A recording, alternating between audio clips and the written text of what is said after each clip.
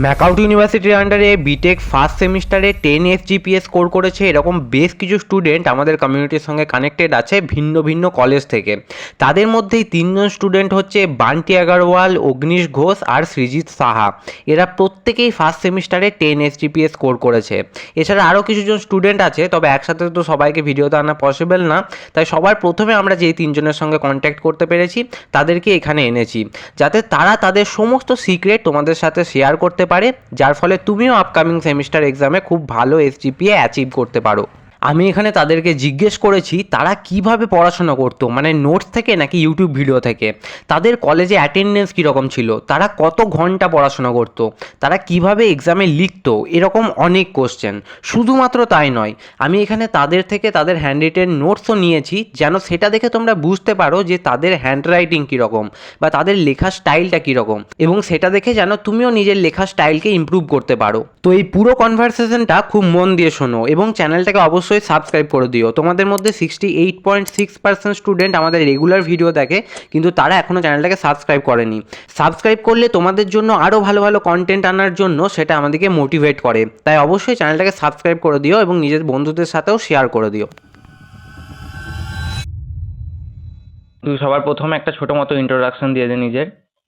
Hello, my name is Banti Agarwal. I am currently pursuing my undergraduate student in engineering in SIT and the stream is CSE. I recently achieved a CGPA of 10 in my semester, which reflect my dedication and consistency in academics. আমি অগ্নিশ ঘোষ, আমার পুরো নাম। আমি এমএসআইটি college, মানে ignition institute of technology, ম্যাকআউটের আন্ডারে একটা college. এখানে first সেমিস্টারে এখন পড়ছি, মানে সেকেন্ড সেমিস্টার হয়ে গেল। আর সিএসসি স্ট্রিম আমার। আমি সৃজিত সাহা, আমি আপাতত এখন এওটিতে পড়ছি। আমার ব্রাঞ্চ হচ্ছে ট্রিপলি। এখন আমি সেকেন্ড সেমে রয়েছি। আর তুই ফার্স্ট সেমিস্টারেই 10 এসজিপিএ পেয়েছিস, যেটা খুব ভালো। তো তোর স্টাডি রুটিনটা কি, সেটা আমি সবার প্রথমে জানতে চাই। মানে ডেলি কত ঘন্টা পড়াশোনা করতিস? তুই কি রেগুলার পড়াশোনা করতিস নাকি লাস্ট মোমেন্টে, যেমন প্রত্যেকটা ইঞ্জিনিয়ার হয় যে লাস্টে কয়েকদিন পড়ে নেয় এবং এক্সামে ভালো স্কোর করে দেয়? আর কলেজ কিভাবে অ্যাটেন্ড করতিস? রেগুলার ক্লাসেস করতিস না মাঝে মাঝে স্কিপ করে দিতিস? সেই জিনিসগুলো প্রথমে জানতে চাই আমি। আমি প্রথমে ক্লাস 12-এ রেগুলার পড়াশোনা করতাম না। ক্লাস 12 আমার একদিন মনে হলো যে প্রথমে একদম লাস্টে আমি পড়ার থেকে যদি আমি ডেলি ধীরে ধীরে টুকটুক করে পড়ি, তাহলে আমার লাস্টে গিয়ে চাপটা অনেক কম থাকবে। তখন আমি ধীরে ধীরে করে পড়া শুরু করেছিলাম ক্লাস 12-এ। তখন সেটা আমার ইন্টারেস্টে এসে গেছিল, সেটা তখন মজা পাইতাম, তখন ডেলি পড়তাম। আর এবং আমার যেরকম আমি রোজ কলেজ যেতাম, আমার অ্যাটেন্ডেন্স কলেজে এখনো 100% আছে। এবং আমি যখন কলেজে যেতাম 9টার দিকে, আসতাম প্রায় 5টার দিকে। তারপর রেস্ট করতাম 1 থেকে 1.5 ঘন্টা। তারপর পুজো টুজো দিয়ে 7টার দিকে বসতাম, 2 ঘন্টা অঙ্ক করতাম। আর বাকি 2 ঘন্টা মানে ফিজিক্স আর ইলেকট্রিক্যাল পড়তাম। এটা রোজ পড়তাম এরকম করে। আমি জেনারেলি একটা খুব হেক্টিক না হলে একটা কনসিস্টেন্ট স্টাডি রুটিন মেনটেন করতাম। আর বলতে গেলে প্রত্যেকটা দিন কলেজে ক্লাস করতাম না, মাঝে মাঝে বড় হয়ে গেলে স্কিপও করতাম। তবে অত বেশি মানে হেক্টিক কোনো রুটিন এরকম মেনটেন করতাম না ঠিকই, কিন্তু দিনে 2 আওয়ার্স মতো বার করে কনসিস্টেন্টলি পড়তাম, তাতেই আমার হয়ে গেছিল। মানে কোনো প্রেশার আলাদা করে নিতে হয়নি আগের দিনে ওরকম ভাবে, বাহ, নর্মাল ছিল। বুঝতে পারলাম। আর তবু যদি স্পেসিফিক্যালি বলি, তুই আন্দাজে বল যে কত পার্সেন্ট মতো তোর কলেজে অ্যাটেন্ডেন্স ছিল? 75% যেটা লাগে ওর থেকে কম ছিল না বেশি ছিল, কিরকম ছিল? পার্সেন্টেজে বলতে গেলে 84 to 85 এরকম পার্সেন্টেজ লাস্ট অব্দি ছিল। আচ্ছা আচ্ছা, তাহলে ভালোই বটে। আমি মোটামুটি আমার অ্যাটেন্ডেন্স 90%-এর উপরেই ছিল। মানে ক্লাসটার উপরেই আমি বেশি ডিপেন্ডেন্ট ছিলাম, যেহেতু মানে আমাদের যেহেতু ক্লাসের উপর আর অ্যাটেন্ডেন্সের উপরে একটা এক্সট্রা প্রেসার থাকে, তো সেইটাকে মেনটেন করেছি। আর তো যেগুলো ক্লাসগুলো হয়েছে ক্লাসগুলো মন দিয়ে করেছি, আর ক্লাস নোটসগুলো ঠিক করে নিয়েছি। এবার ক্লাসটা ঠিক করে করলে তখন মানে অর্ধেক পড়া তো ওখানেই হয়ে যায়। আর সেটা এবার বাড়িতে এসে ওই যেটুকুনি ক্লাসে করেছে সেটা আবার একবার রিভাইজ করে নিলে মোটামুটি কমপ্লিট হয়ে যায়। আরেকটা প্রশ্ন হচ্ছে যে নোটস বা ইউটিউব ভিডিও, এগুলোর মধ্যে তুই কোনটা ফলো করতিস বা দুটোই করতিস কিনা সেটাই বল। কারণ এখনকার দিনে বই পড়ে এরকম স্টুডেন্টের সংখ্যা ভীষণই কম। নাকি তুই বই পড়াশোনা করছিস বই থেকে? মানে আমি প্রথমে যেরকম বেসিক ইলেকট্রিক্যাল একটা সাবজেক্টে, আমি আমাদের বইয়ে অনেক কিছু বেশি দেওয়া আছে যেগুলো আমাদের অনেকগুলো সিলেবাসে নেই। তখন আমি অনেক নোটস খুঁজেছিলাম, অনেক ইউটিউব চ্যানেল খুঁজছিলাম, ভালো একটা চ্যানেল পাচ্ছিলাম না। হুম তখন একদিন আমার এই ফিউচার মাইন্ডসে চ্যানেল দেখা গিয়েছিল, হুম সেখানে আমি দেখলাম এই বেসিক ইলেকট্রিক্যাল নোটটাও দেওয়া আছে। হুম তখন আমি বেসিক নোটটা প্রথমে এসি সার্কিটটা প্রথমে শুরু করেছিলাম সেখান থেকে। তখন দেখলাম নোটটা অনেক ভালো ফরম্যাটে লেখা আছে। হুম তখন এরকম করে আমি নোটটা, আমার আইডিয়া ছিল যে নোটটা যদি আমি কমপ্লিট করতে পারি ফুল, তাহলে আমার অনেক ভালো নাম্বার চলে আসবে। সেইভাবে আমি বেসিক ইলেকট্রিক্যাল নোটটা পড়লাম। তারপর 2-3 দিন পরে দেখলাম ফিজিক্সের নোটটাও শেয়ার করা আছে মডিউল ওয়াইজ। হুম তখন ফিজিক্সের নোটটা আমি দেখতাম, সেটা আমার অনেক উপকার দিল। আচ্ছা আমার আমি মানে খুবই শর্টে যতগুলো করা যায় ওটা করতাম ঠিকই, বাট আমার সবকিছুর ব্যাপারে ডেপথে জানতে ভালো লাগতো। এবার ওই জন্য আমি কি করতাম, ইউটিউবে ভিডিওগুলোকে 2x এ দেখতাম। মনে রাখার সেরকম একটা করে যে ওইটার প্রত্যেকটা নোটস বানাতাম এমন কিছু না, ওটাকে 2x এ দেখে স্ক্রিনশট গুলোকে রেডি রাখতাম। আর আমি এটাও বুঝে গেছিলাম যে একটা জিনিস মানে পড়ার থেকে যদি লেখা থেকে আমি মনে করতে চাই, হুম 20% লেখা থেকেই 80% বাকি জিনিসটা মনে হয়ে যায়। সবকিছু একদম টু দা পয়েন্ট হাতেই লিখতে হবে এমন কোনো ব্যাপার নয়। 20% লিখে নিতাম, ওই ডেরিভেশন যেগুলো লেখার খুব প্র্যাকটিস দরকার, হুম আর বাকিগুলোকে স্ক্রিনশট থেকে দেখে নিয়ে রিভাইজ হয়ে যেত, মানে ওটার সাথেই মনে পড়ে যেত। তো আমার মনে হয় এটা খুব এফেক্টিভ হতো, খুব শর্টের মধ্যে হতো। আর আমি যেটা 1x এ দেখে নোটস বানিয়ে যে হিউজ টাইমটা যেত, ওটা 2x এর স্ক্রিনশট তুললে পরে আমি সেটাকে 3-4টে ভিডিও দেখতে পারতাম, ওই জন্য প্রিপারেশনটা বেটার হয়েছিল। অনেক স্টুডেন্ট কি হয় বলতো, এখন বুকস তো কেনেই না অনেকে, মানে হুম। কারুর কেউ শুনিনি সেভাবে এখন বই কেনে বলে। এখন হ্যাঁ পড়ার মাধ্যম বলতে নোটস আর ইউটিউব ভিডিও, সেই দুটোর হ্যাঁ মধ্যে তুই কোনটা ফলো করতিস নাকি দুটোই ফলো করতিস? দুটোই। বাহ, মানে তুই মানে হ্যাঁ বল। আন্ডারস্ট্যান্ডিং এর জন্য তো ইউটিউব লেকচার তো লাগেই, সবসময় তো স্যারদের অ্যাভেলেবেল থাকে না, তো যেটুকুনি দরকার ইউটিউব লেকচার্স প্লাস আরো তো এআই আছেই এখন। তো আমি আরেকটা জিনিস জানতে চাই যে পিওয়াইকিউ তোকে কিভাবে হেল্প করেছে? তুই কি পিওয়াইকিউ প্র্যাকটিস করেছিস? যদি প্র্যাকটিস করে থাকিস তাহলে গত কত বছরের পিওয়াইকিউ প্র্যাকটিস করেছিস? আর যদি না করে থাকিস সেটাও বল। হ্যাঁ, আমি প্রথমে চ্যাপ্টার গুলো পড়তাম। তখন আমার যদি চ্যাপ্টার ফুল পড়া হয়ে গেছে, তখন আমি পিওয়াইকিউতে যেতাম। আমি দেখতাম কি আমার পিওয়াইকিউ হচ্ছে কি না। হুম যদি হচ্ছে না, তাহলে আমাকে আরো ভালো করে রিভিশন দিতে হবে। তখন আমি আরো পিওয়াইকিউটা করতাম। তখন পিওয়াইকিউ যখন হয়ে যেত, আর এই পিওয়াইকিউটা আমি মিনিমাম 2018 থেকে কমপ্লিট করেছি।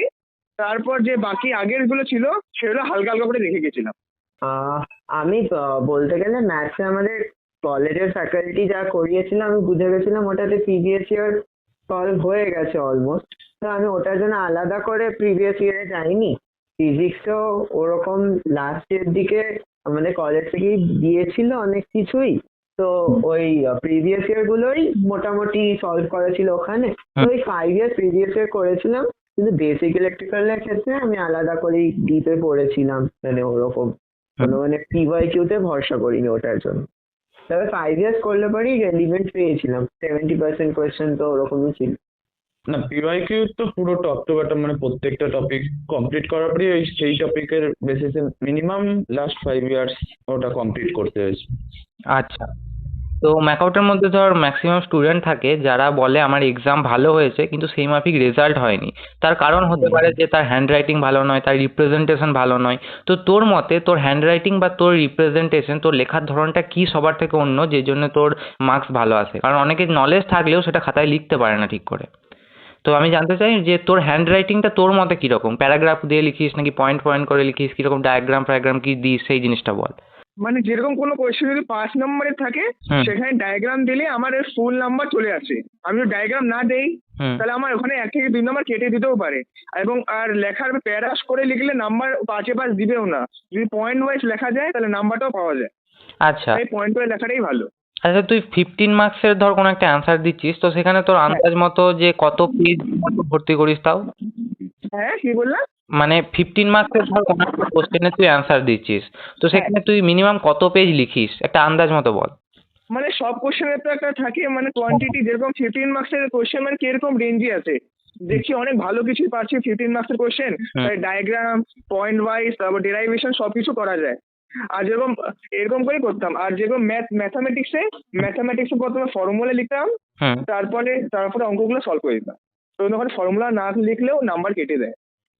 আচ্ছা, মানে আমি স্পেসিফিক্যালি জানতে চাইছি, যদি ধর সেরকম কোনো অ্যান্সার হয়, মানে ধর 15 মার্কস আছে, তো এভারেজ আমরা বলি না যে প্রায় 3 পাতা কি 4 পেজ মতো লাগে, ধর কোনোটাই কম বেশি একটু হবে ঠিক কথাই, কিন্তু হ্যাঁ তবু আন্দাজ মতো। হ্যাঁ, মানে যেরকম একটা 15 মার্কসের কোশ্চেন তো 5+5+5 থাকে বা হুম। 7+8 থাকে। হ্যাঁ। তো সেখানে যত আমি গুছিয়ে লিখবো আর ভালো করে লিখবো, এখানে কোয়ান্টিটি কোনো মেজার করবে না। হ্যাঁ। লাস্টে দেখবে আমার মানে কিরকম করে পয়েন্ট ওয়াইজ লেখা আছে, কিরকম আমি হেডিং দিয়েছি আর ডায়াগ্রাম এঁকেছি কিনা তার উপর। আচ্ছা। এখানে কত পাতা লিখেছি সেটা নির্ভর করবে না। আচ্ছা।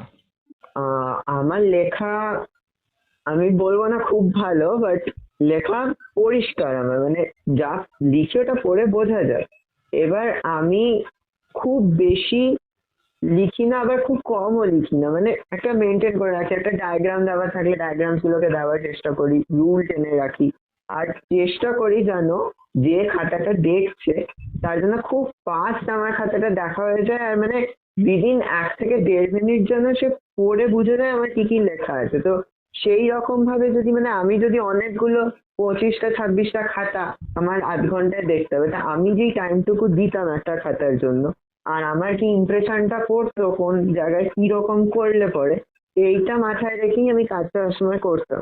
ওর জন্য আমি যেই আনসার গুলো খুব সোজা, মানে খুব প্রিলিমিনারি, ওগুলোকে ব্রিফে করতাম, কিন্তু যেগুলো কনসেপ্ট মানে ডিমান্ড করে সেগুলোকে পয়েন্ট ওয়াইজ লিখতাম বা ডায়াগ্রাম দেওয়ার চেষ্টা করতাম, পিক্টোরিয়ালি বোঝাতাম অ্যারো করে যে এখানে এই ব্যাপারটা হয়েছে, ওখানে এরকম হয়েছে।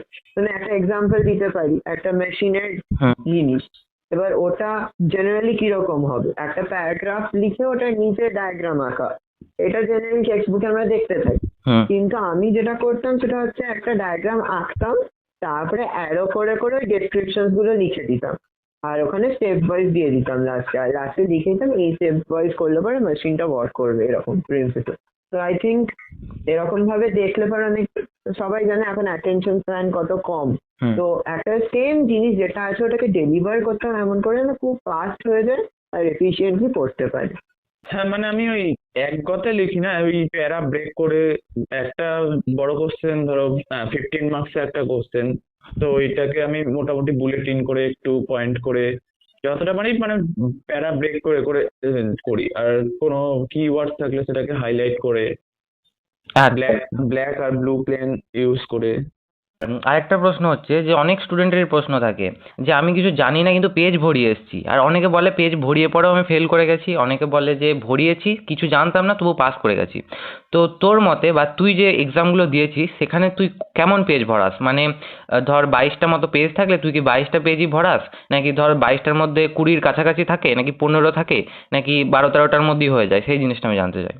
আমি মনে হয় আমি ফিজিক্সে ভরেছিলাম, ফিজিক্সে 23 পাতার মতন ভরেছিলাম। হুম। আমি এক্সট্রা করেছিলাম 2-3টা কোশ্চেন এক্সট্রা করেছিলাম, কারণ যদি আমার ভুল হয়ে যায় তাহলে আমার ওই কোশ্চেনটা কাজে লেগে যাবে। এবং ম্যাথামেটিক্সের ক্ষেত্রে যতগুলো কোশ্চেন ছিল প্রায় 110 নম্বরের কোশ্চেন থাকে, হ্যাঁ। সেই 110 নম্বরে আমি অ্যাটেন্ড করেছি। কিন্তু বেসিক ইলেকট্রিক্যালে আমার লেগেছে টোটাল 15 পেজ। বেসিক ইলেকট্রিক্যালে আমি 15 নম্বরে 4টা করেছিলাম, 5 নম্বরে সবগুলোই করেছিলাম, হুম। আর শর্ট কোশ্চেন সবগুলোই করেছিলাম। তো আমার এটা 15 পাতায় হয়ে গেছিল। এটা অফকোর্স ডিপেন্ড করছে কে খাতাটা দেখছে, বাট আমার মনে হয় 22টা ভরিয়ে সে খাতা ক্রস করে গেছে, লাস্টের দিকে ছোট করতে সেই আনসার্স গুলো, এটা খুব বাজে ইমপ্রেশন ফেলে যে তার মানে সে প্ল্যান আগে থেকে হেড প্ল্যান করে আনসার লিখতে বসেনি, তার মানে ভিতরে নিশ্চয়ই এমন কিছু লিখেছে যেটা দিয়ে ও ভরানোর চেষ্টা করেছে, বা ও প্ল্যান ছিল না, হুম। একটা ইমপ্রেশন খারাপ দেয়। হুম। তো আমি বলবো 15 to 16 pages is a safe, মানে করা, খুব ম্যাক্সিমালি 18। আর লাইক এটা আমি মেনটেন করার চেষ্টা করতাম, আর কিছু এক্সট্রা আলাদা করে অ্যাটেম্প্ট করতাম না, খালি শর্ট কোয়েশ্চেন ছাড়া। আর লাইক কতটা বড় হবে, কোন টিচার কতটা দেবে, বাট আমি চেষ্টা করতাম পিটির জন্য, পিটি মার্কস পাওয়ার জন্য কিছু করতাম না। মানে ধরে নাও দুটো কোয়েশ্চেন 15 মার্কস আমার গন্ডগোল হচ্ছে, হুম। তবে আমি 5 মার্কস পাচ্ছি না, আমি ইচ্ছে করে ওইটা অ্যাটেম্প্ট করতাম না। কারণ কি, আমি যদি জানি না, ঠিক আছে, হুম। এটা যদি আমি মানে আমি যদি অ্যাটেম্প্ট না করি, এক্সামিনার বুঝবে যে আমি এটা জানি না। হুম। কিন্তু যদি আমি অ্যাটেম্প্ট করি আর ওখানে ভুল ভাল ভরিয়ে আছি, তাহলে কিন্তু এক্সামিনার এটা জানতে পারে যে আমি ভুল জানি, আমার কনসেপ্টে গন্ডগোল আছে। না জানা থেকে আমার মনে হয় ভুল কনসেপ্টটা বাজে ইমপ্রেশন ফেলে, তো ওই জন্য আমি কিছু পিটি মার্কস পাওয়ার জন্য অ্যাটেম্প্ট করি না, এটা আমি বরাবর ফলো করতাম। আমার কেমিস্ট্রিটাতেই কম পেজ লেগেছিল, ওইটা মোটামুটি 15টা পেজ, আর ম্যাথসে পুরো লেগেছিল, আর ইলেকট্রিক্যালে ওই 19-20টা মতন লেগেছিল। কেমিস্ট্রিটা একটু কম লেগেছিল। তোর মতে কি মনে হয় যে বাকি স্টুডেন্টরা কি মিস্টেক করে যেগুলো তুই করিসনি বলে তোর এত ভালো রেজাল্ট হয়েছে? কারণ বাকিরা অনেকেই হার্ড ওয়ার্ক করে। কনসিস্টেন্সি আর ডিসিপ্লিন। যদি আমার এই যে আমি পড়ছি, আমার পাশে মোবাইল আছে, আমি পড়ছি আর মোবাইল দেখছি, তাহলে তো হবে না। এটা আমি কনসেন্ট্রেটটা যদি না করতে পারি, তাহলে ওই 2 ঘন্টা পড়ো 4 ঘন্টা পড়ো, কোনো লাভ নেই। যদি আমি কনসেন্ট্রেট দিয়ে যদি আমি 1 ঘন্টা বই পড়ি না, ওটা অনেক কাজের দিবে। হ্যাঁ, একদম ঠিক বলেছিস। আমার মতে আমি দু রকমের স্টুডেন্ট দেখি, যারা একদম তোয়াক্কাই করে না, হুম। তাদের কথা মানে তারা পড়াশোনাতে ইন্টারেস্টেড নয়। আমার মনে হয় সবার ওইটাই করা উচিত যেটাতে তারা ইন্টারেস্টেড, তো ওদের ব্যাপারে আমি কোনো ওপিনিয়ন দিচ্ছি না। আচ্ছা। আরেকটা গ্রুপ অফ পিপল আমি দেখি যারা খুব হার্ড ওয়ার্কিং অ্যান্ড ডিটারমাইন্ড, হুম। কিন্তু ওরা যেটা করে, ওরা ভাবে যে স্মার্ট ওয়ার্কটাকে ওরা মনে করে যে আমার এফিসিয়েন্সি কমে যাচ্ছে। হুম। এটাই বললাম, অনেকে কি চেষ্টা করে না, আমি খুব সুন্দর করে নোটস বানাবো, নোটস বানিয়ে 1x এ দেখে দিনের পর দিন ওটা করবো, ওটাতে কিছুই হবে না। ইভেন টাইমও যদি থাকে না, হুম। তাহলে যে ফেটিকটা মাথাটা নিয়ে না, একটা যে পার্টটা হয়তো এমনি মনে থাকতো, সেটার জন্য ওই ফেটিকটা আর ওই হার্ড ওয়ার্কটা ডিটারমিনেশনের সাথে ক্ল্যাশ করে দেয়, আর আলটিমেটলি গিয়ে পরীক্ষার সময় ওটা হয় না। তো আমার মনে হয় নিজের নলেজটাকে কনসাইজ করে রাখা ভালো। ওর জন্য কনসাইজ করতে গেলে পরে বুঝতে হবে। তো লাইক আমার মনে হয় ওটাই আমি বলবো, যে জিনিসটাকে যত কনসাইজ রাখতে পারে, মানে শর্ট নোট এগুলো করলে পরে হুম। বেটার মাথায় থাকবে। আর শর্ট নোট করলে পরে শুধু মনে রাখার সুবিধের জন্য না, শর্ট নোটে এটাও হেল্প করে যে অ্যাকচুয়ালি কোন পয়েন্ট গুলো এক্সামিনাররা খাতায় চায়, এটা নিজেই পড়ে বোঝা যায় যে এই জায়গাটাতে আমি ভুলে আছি, তার মানে এইটা এমন একটা জিনিস যেটা একটা উত্তর থেকে আরেকটা উত্তরকে ডিফারেন্ট করে। আর এই পয়েন্ট গুলো যদি তার মাথায় থাকে, এক্সামের হলে সে যখন লিখে আসবে, সে সত্যি একটা বেটার আনসার তৈরি করবে। বাকি স্টুডেন্টরা বলতে অনেকেই দেখেছি মানে পিওয়াইকিউটা ঠিকভাবে সলভ করে না। তারপরে টপিক ওয়াইজ মানে প্রথমে তো দরকার হচ্ছে সিলেবাসটাকে কভার করা, হুম। হুম। তো সিলেবাসটা অনেকেই কভার করে না। অনেকে চায় যে শুধু পিওয়াইকিউটা কভার করে চলে যাবে, যে আগের দিন পিওয়াইকিউ পড়ে আমার পিওয়াইকিউ রিলেটেড কোশ্চেন আসলে ওটা পেরে যাব, কিন্তু অ্যাকচুয়ালি সিলেবাস কভার না করলে পিওয়াইকিউ করাটা করে অ্যান্সার করাটা একটু সমস্যাজনক। তো সেইটা করে আবার অনেকে লেখার মধ্যেও একবারে এক কথা লেখে, তো এবার যেহেতু টিচারদের এত খাতা দেখতে হয়, তো সেটা অ্যাভারেজ নাম্বার একটা দিয়ে দেয়, সেই একটা প্রবলেম হয়। এইবার আমি তোকে কয়েকটা কোশ্চেন করবো, যে কোশ্চেনগুলো তুই একটা ওয়ার্ডে অ্যান্সার দিবি। তুই দিনের বেলা স্টাডি করা বেশি প্রেফার করিস নাকি রাতের বেলায়? দিনের বেলা। আচ্ছা। নোটস নাকি ইউটিউব ভিডিও, কোনটা তোর বেশি Notes. পছন্দ? নোটস। আচ্ছা। আর গ্রুপ স্টাডি নাকি সোলো স্টাডি? Self study. বাহ। তো তুই দিনে পড়াশোনা করা প্রেফার করিস নাকি রাতে পড়াশোনা করা?